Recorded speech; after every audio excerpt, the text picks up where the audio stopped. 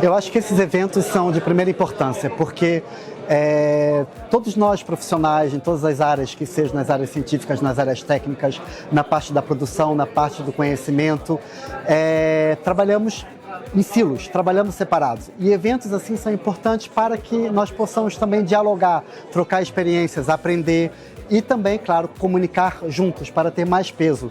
E o evento esse ano, organizado no quadro do Ano Internacional das Pastagens e dos Pastores, é ainda mais essencial, porque ele fica sob uma égide internacional, né, de um movimento de reconhecimento da importância dos pastores e das pastagens para as questões sociais, econômicas e ambientais.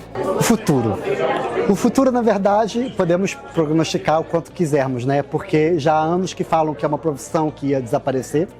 É uma das profissões mais antigas do mundo, né? A pastorícia existe desde o Neolítico, ou seja, desde 4000 a.C. E nunca desapareceu. Ela tem se transformado, ela tem se modificado, os rebanhos têm crescido também, talvez o número de profissionais tenha diminuído, mas é uma profissão que continua e que está sempre se reinventando. Porque, na verdade, ela é, hoje, ainda, a capacidade de produção de alimento mais resiliente que existe. Por causa da mobilidade.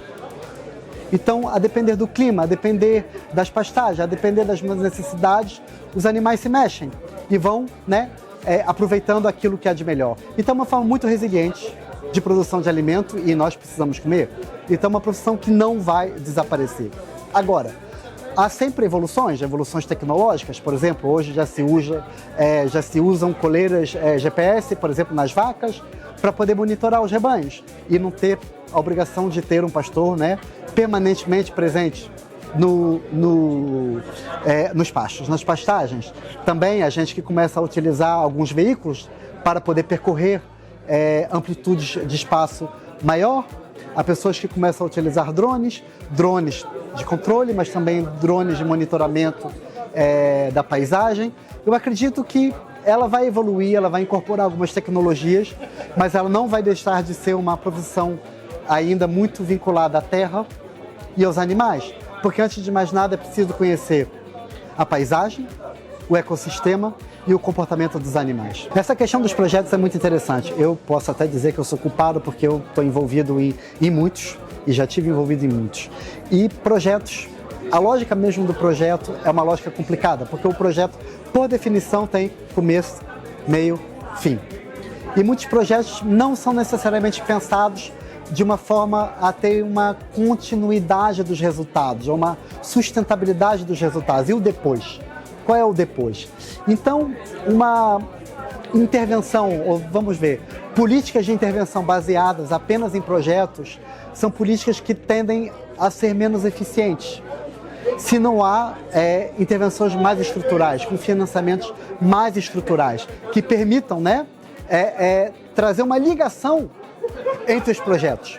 É como se os projetos fossem, vamos dizer, uma injeção de adrenalina. Mas depois, né? Depois tem de ter um apoio, que seja um apoio público, um apoio privado, mas um apoio que seja contínuo, de acompanhamento da profissão, acompanhamento, né, dos mercados e acompanhamento tecnológico também, que seja financeiro, capacitação, monitoramento, informação, etc. A atratividade é uma coisa muito interessante, porque uma das grandes questões, né, dessa falta, né, de interesse pela profissão e do que a gente chama, né, da transmissão, né, dos pais para os filhos não está a funcionar como gostaríamos, é a falta de atratividade. A falta de atratividade é muito clara. Mas muitas vezes, quando conversamos com os pastores, eles têm um prazer e um gosto, né? Não é uma profissão, muitas vezes é uma vocação. Então, a necessidade, talvez ela se encontre em dois aspectos para melhorar.